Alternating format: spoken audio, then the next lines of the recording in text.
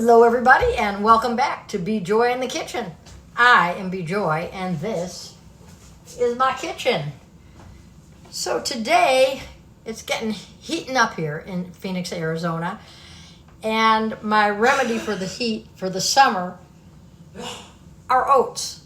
Now you say oats, hot oatmeal for the summer? No, that's what we have generally on Monday mornings.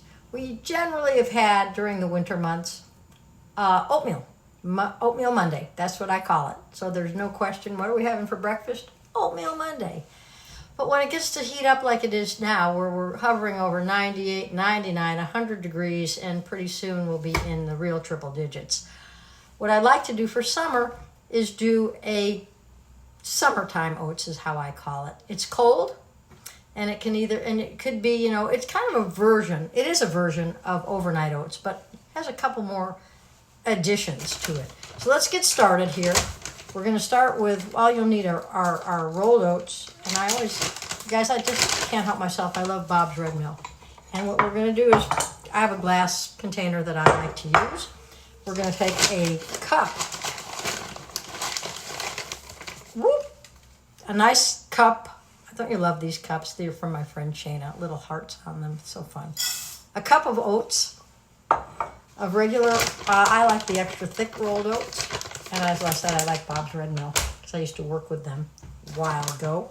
And then we're going to take a half cup of Oatbran. There we go, cute little thing here. Half a cup of Oatbran. One moment, please. I'm getting there. And you know, these measurements are not exact. It's not like baking a cake. So if you go over or under by just a hair or two, no big deal. Then I'm going to take a third of a cup. No, I'm going to take a quarter cup actually. Quarter cup of flaxseed. And I like the ground flaxseed for this particular dish. But you know, you can also use, if you have just flax seeds in your house, just flaxseed is fine. So I got a quarter cup of those. And then we're going to put in the fun stuff. Although this is fun stuff too. The fun stuff would be a third of a cup each of cashew pieces actually. Throw those on in there. Well, lightly toss them. There's cashews. Then we have some, I call these smashed almonds. What I did was I took my almonds and put them in a bag and went bang, bang, bang with my mallet. But you can buy them cut up. You can buy them, you know, not smashed. I like the smashed because I have fun doing it. All right, so we've got the almonds, and I've got cashews. Oh, we already did those. What are we doing? Losing my mind for a second. Glad I didn't put double cashews in. They're expensive. And then sunflower seeds. I use raw sunflower seeds. All these nuts are raw. That's just the way I like to buy them. And then we're going to take our top right here. Put it on snugly so as not to make a mess. And then just boom, boom, boom. It's like the shaker dance. And it is just that simple. Now, when you go up to, you can do a couple of things with this. You can just take I usually have about 3/4 of a cup as a serving.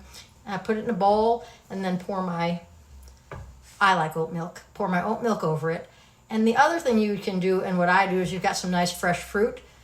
Put that on top. Nice blueberries, raspberries this time of year.